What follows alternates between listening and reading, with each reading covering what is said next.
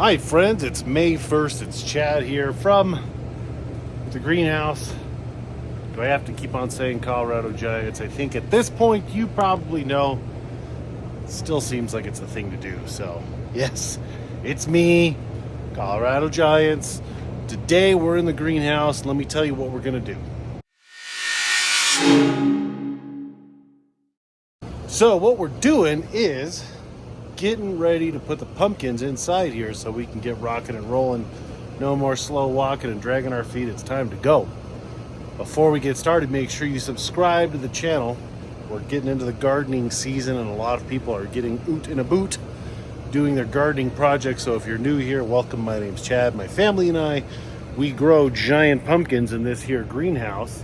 We'd appreciate it if you'd subscribe to the channel, share with a friend, hit the like button. If you don't like it, don't watch. You ain't gonna hurt our feelings. But if you do, appreciate you sticking around and coming on this journey with us. I basically do this just for myself and our family so they can see what we have going on and I can realize the mistakes and what I did right and wrong in years past so I can move forward and get better every year, hopefully. So let me flip you around and explain to you what we're doing today. Right off the get-go, you can see I've kind of cleaned up this area a little bit. I took out one of my benches. Don't need that if I just organize what I have here. Worm castings for pumpkin planting, all of my fertilizer, some PVC bits, and I'll get all of that organized on there. Unfortunately, when I thought I fixed or I drained all of my PVC pipes, whoop, you can see that crack right there on that 1.5-inch ball valve and my 1-inch supply line. When I thought that I did those things, I did not check to see if they were done and completely drained. So you get for thinking and not just double checking.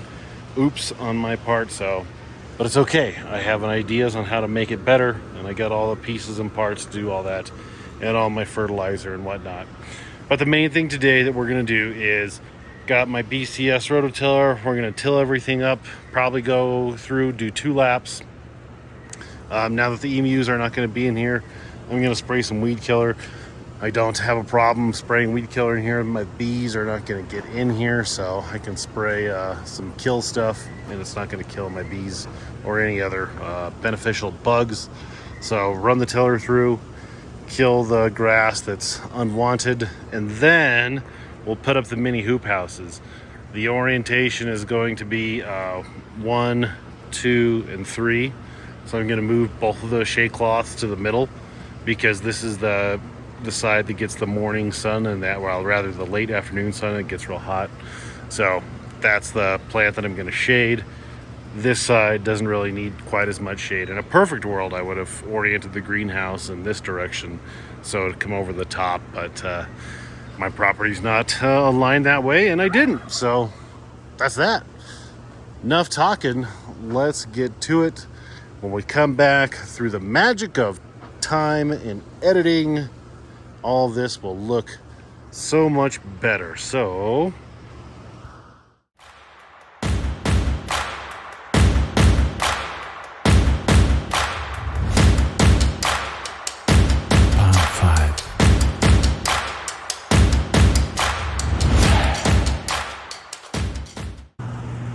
and just like that, we have a fully tilled pumpkin patch.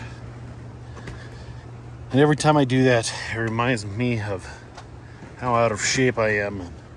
As much as I like to joke that round or oval is a shape, I really need to lose some weight. Whew. Anywho, so that is that. The patch is all rototilled. That's the final rototill, and I'm gonna do my best not to step on the dirt again.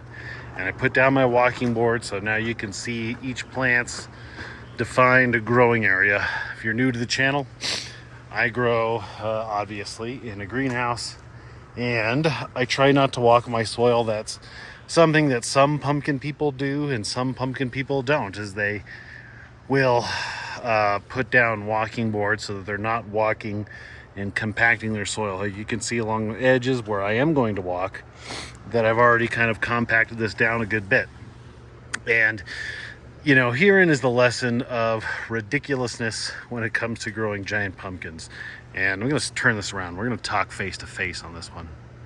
Standing in the shade cloth. I moved the shade cloth over here to the middle one. Anyway, so this is the ridiculousness of growing giant pumpkins. You know, we do all of this work. You know, I build a greenhouse for 3 plants essentially. You're going to have 3 plants in here. You know, probably roughly 600 square feet per plant. If it's like 19 feet by 32, it's math. I think that's about 600 feet per plant. And you know, we're trying to mitigate any holdups for the plant.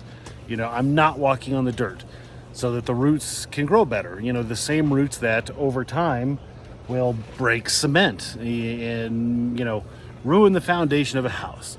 These are the things that, you know, we try to just eliminate any impediments for these plants so that they can just live their life as happy as possible and grow the biggest fruit as fast as possible.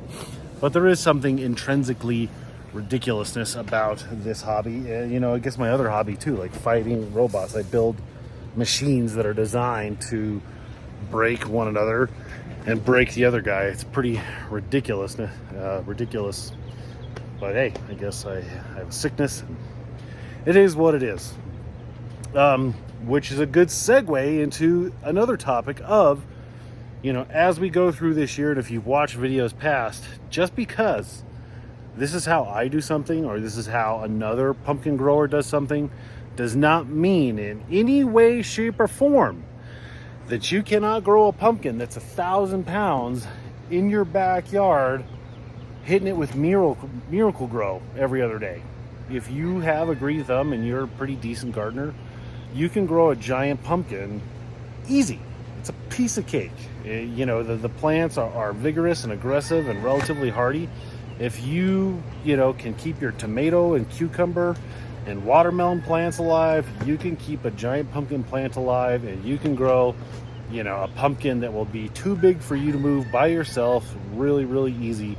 So don't let all of this intimidate you into not growing a giant pumpkin. Something I really want to stress with you, my viewing audience, this year is again, don't let me or any other person who, you know, is crazy enough to have like pretty much a pumpkin specific YouTube channel, don't let our madness inhibit you, because we want to take things to the nth degree.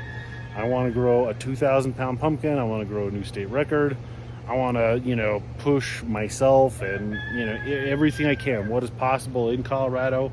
And I think I can do those things. But to do that, I have to get a little crazy, just a little nuts. So you don't have to get nuts. You just have to have a very understanding and loving wife, a very tolerant wife who will watch the kids and let you goof around in the greenhouse like my lovely and beautiful wife. Yeah, so that's really about it.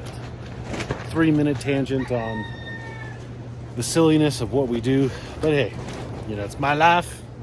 You don't tell me what to do. All right, so now that I've got that down, the only things that I really need to do before I'm ready to put the pumpkins in are set up. Oh God, I'm falling on my walking board. Almost stepped in the dirt right off the get-go. Is put up the hoops. Remember, like I said before, I'm going to spray all these weeds with weed killer and just kill all the greenery, because I want to, again, focus on the little things. If I'm going to do it, I'm going to do it right. I don't want weeds going everywhere, and if these things are sprouting off seeds, which they already, that's going to make more weeds. So if I just kill them now, I won't have a weed problem later. And I think that's about it for this one. Pumpkin patch is ready for pumpkin insertion into the ground. That is that.